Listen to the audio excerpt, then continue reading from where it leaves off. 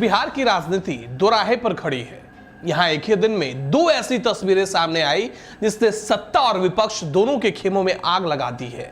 एक तरफ विपक्ष का घर अपना ही आग में जल रहा है तो दूसरी तरफ सत्ताधारी दल के मंत्री जनता को ही धमका रहे हैं। सोचिए, एक तरफ लालू के विधायक तेजस्वी को झटका देकर पीएम मोदी की सभा में पहुंच जाते हैं और दूसरी तरफ नीतीश कुमार के खास मंत्री जनता से कहते हैं कि जाओ, मुझे तुम्हारा वोट नहीं चाहिए। ये क्यों हो रहा है बिहार में? क्या सत्ता का नशा है या आने वाले तूफान का संकेत? आज हमरा बिहार पर इसी डबल पॉलिटिकल ड्रामे की पूरी कहानी आपके सामने रखेंगे। बने रहिए हमारे साथ।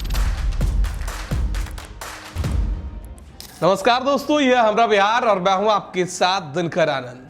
तो चलिए पहले उस खबर की बात करते हैं जिसने आरजेडी की नींद उड़ा दी है। हुआ यूं कि गयाजी में प्रधानमंत्री नरेंद्र मोदी की एक भव्य सभा चल रही थी। एनडीए के नेता मंच पर मौजूद थे, लेकिन कैमरों ने भीड़ में दो ऐसे चेहरे ढूंढ निकाले जो आरजेडी के थे। ये थे नवादा से आरजेडी विधायक विभा देवी और रजौली से आरजेडी विधायक प्रकाश वीर। जैसी ये तस्वीरें बाहर आई, पटना के सियासी गलियारों में भूचाल आ गया। चर्चा होने लगी कि आरजेडी में बड़ी टूट होने वाली है क्या। लेकिन कहानी में असली ट्विस्ट तब आया जब विधायक प्रकाश वीर ने सफाई दी। उन्होंने कहा कि वो पार्टी नहीं छोड़ रहे हैं, लेकिन साथ ही पीएम मोदी और नीतीश कुमार के विकास कार्यों की जमकर तारीफ कर दी। और जब तेजस्वी की यात्रा पर सवाल हुआ तो उनका दर्द छलक पड़ा। बोले, हमें तो अपनी ही पार्टी की यात्रा में बुलाया तक नहीं गया। उन्होंने साफ धमकी भी दे डाली कि हमारी मालिक जनता है, अपमान होगा तो जनता से पूछकर फैसला लेंगे। ये साफ संकेत है कि आरजेडी के अंदर सब कुछ ठीक नहीं चल रहा है दोस्तों।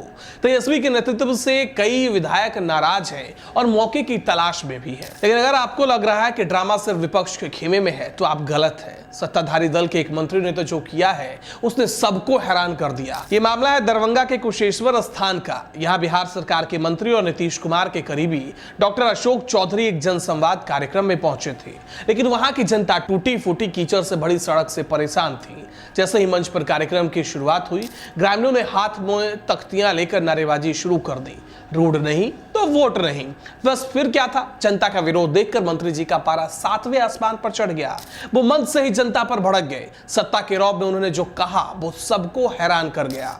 मंत्री अशोक चौधरी ने कहा कि मुझे आपका वोट नहीं चाहिए, जाइए यहां से। वो यहां नहीं रुके। उन्होंने पुलिस को आदेश दिया कि इन प्रदर्शनकारियों की फोटो खींचो और इन पर सरकारी काम में बाधा डालने का केस करो।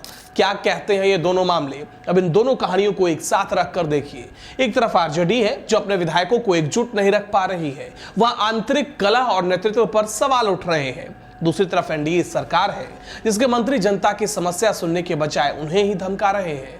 यह दिखाता है कि जमीन पर जनता में सरकार के खिलाफ गुस्सा भी है और मंत्री जी इस गुस्से को हैंडल नहीं कर पा रहे। ये दोनों घटनाएं बिहार विधानसभा चुनाव 2025 से पहले बहुत बड़े संकेत दे रही है।